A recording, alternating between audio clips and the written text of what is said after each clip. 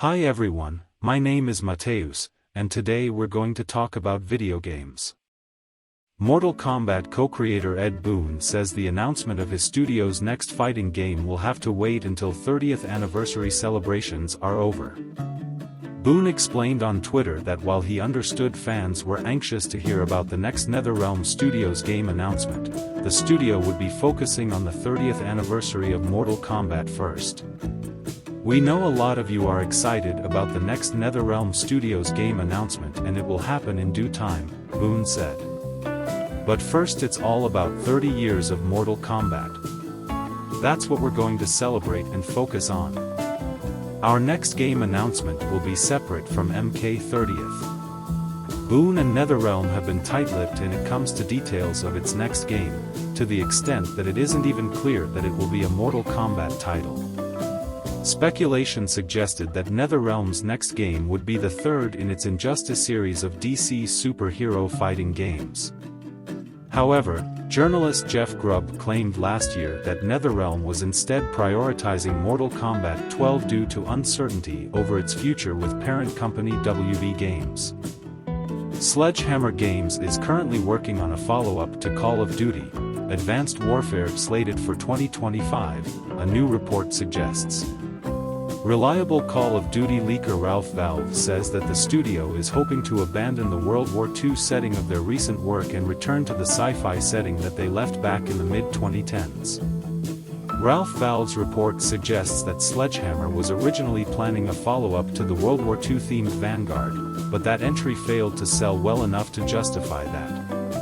It's unlikely that fans will take this news with open arms, as they seem to prefer the more boots-on-the-ground gameplay of the Modern Warfare and Black Ops entries. However, Charlie Intel has heard conflicting information. The site posted on its Twitter that no Advanced Warfare 2 game is in development, and it's not clear what Sledgehammer is working on. It remains to be seen which side is correct, and with such a long time until 2025, it could be years before we know. Microsoft's proposed acquisition of Activision Blizzard approved in Brazil. In new documentation issued by the country's Administrative Council for Economic Defense, CADE, on Wednesday, the regulator stated it has approved of this deal without restrictions. Along with this approval, CADE did touch on the more high-profile elements of this proposed acquisition, including Activision's Call of Duty franchise. On this, the regulator stated that, given the series' huge popularity, it was fair to assume that if Activision Blizzard games were no longer available on Sony consoles, its fans may ultimately choose to migrate to Xbox, or even a PC, to keep having access to these games.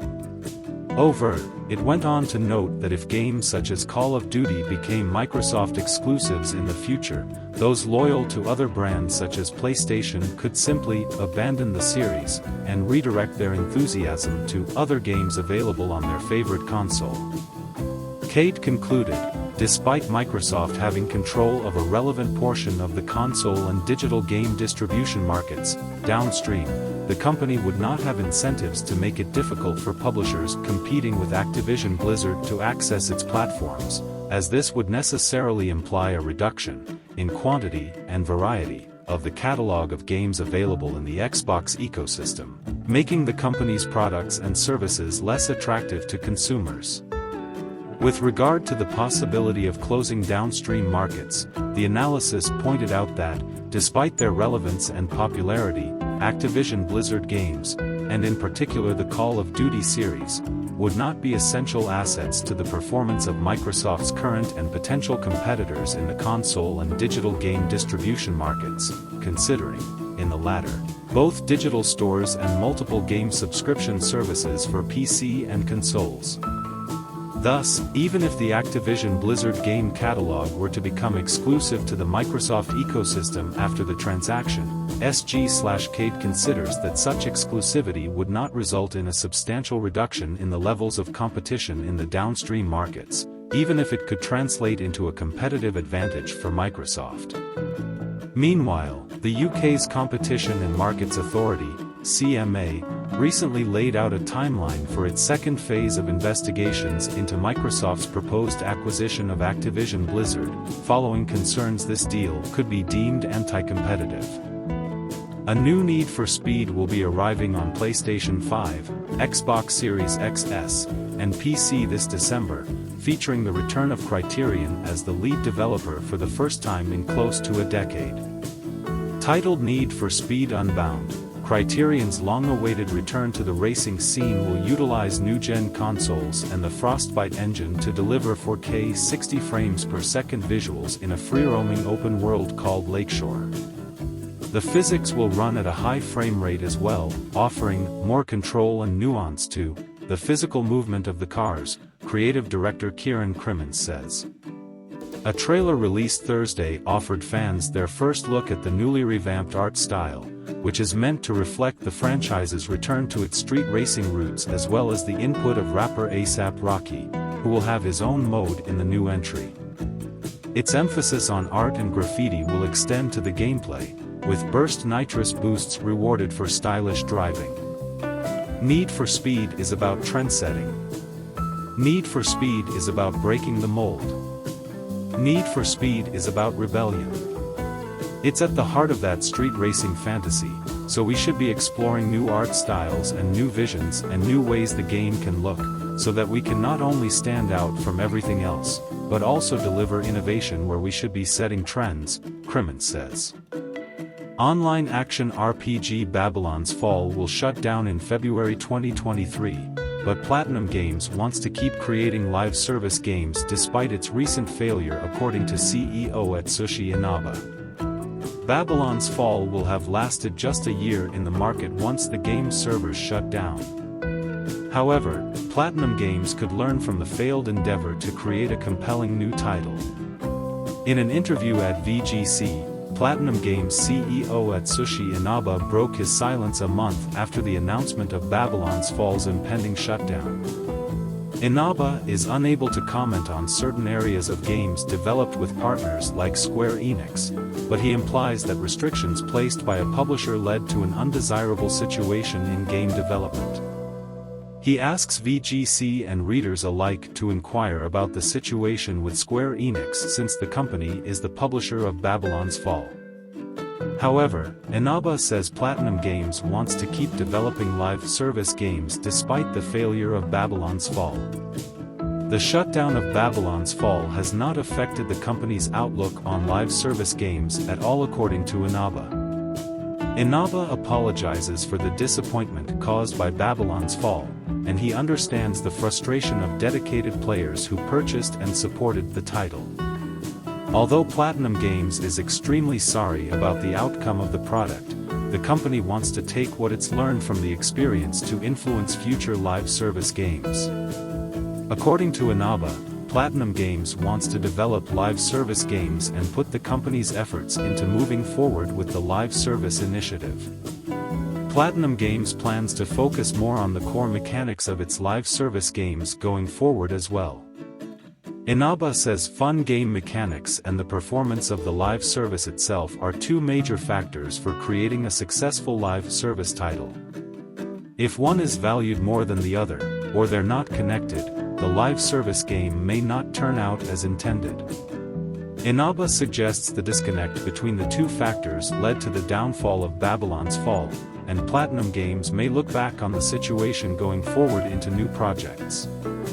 The CEO is open about the future of PlatinumGames and live service, but it will be up to the company to deliver an exciting live service experience that retains a healthy player base. Additionally, many fans look forward to PlatinumGames' Bayonetta 3 for Nintendo Switch, so the desire for single-player games remains strong. PlatinumGames should strike a balance between the desires of players to prevent another Babylon's Fall. Babylon's Fall is shutting down early next year, but players may still take part in the final season starting November 29th. The final season of Babylon's Fall features new events and rewards leading up the last day of service in February.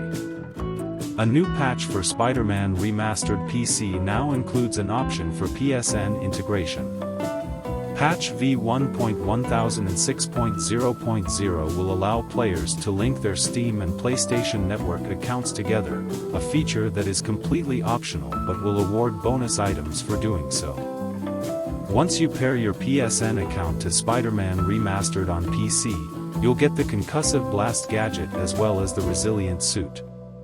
The Concussive Blast can be used to emit a powerful sonic wave, while the red and blue armored Resilient Suit can be unlocked through the Heist downloadable content. You'll also earn 2 extra skill points to boot. That said, if you have already unlocked the items and have already reached the maximum number of skill points, these bonuses won't count. Opting into PSN integration will also give you the option of receiving updates, news, and offers from PlayStation Studios games on PC or PlayStation platforms. The patch will add support for Intel CSS upscaling and other additional upgrades focused on performance. In August, data miners previously uncovered mentions of PSN account integration by poring through the game's files, finding mentions of PSN account linked and PSN linking entitlements. PlayStation's PC strategy looks like it's working too, with Marvel's Spider-Man Remastered easily inserting itself into the best-selling games on Steam. The previously rumored but unofficially announced Far Cry 6 Game of the Year edition is out now, priced at £119.99/£99.99. Retail listings for the new edition popped up on the PlayStation and Xbox digital stores today, confirming previous reports that the game is set to receive an expansion. Existing Far Cry 6 owners can upgrade to the Game of the Year edition for $59.99. Headlining the new edition is the Lost Between Worlds expansion, which is coming soon. Far Cry 6 Game of the Year includes all new expansion, Lost Between Worlds, coming soon. All Season Pass content, play as past Far Cry villains Vaz, Pagan Min, and Joseph Seed in 3 twisted DLC episodes. The full Far Cry 3 Blood Dragon Classic Edition game. The Ultimate Pack includes the Jungle Expedition Pack, the Croc Hunter Pack, and the Vice Pack. Enjoy all free game updates, including a new difficulty mode, ammo switch, individual loadouts, and more. That's all the news for today, Friday, September 6, 2022. If you enjoyed this video, don't forget to like and subscribe to this channel. The links to all the subjects discussed in this video are available in the description below. Thank you so much for watching, and I'll see you next time.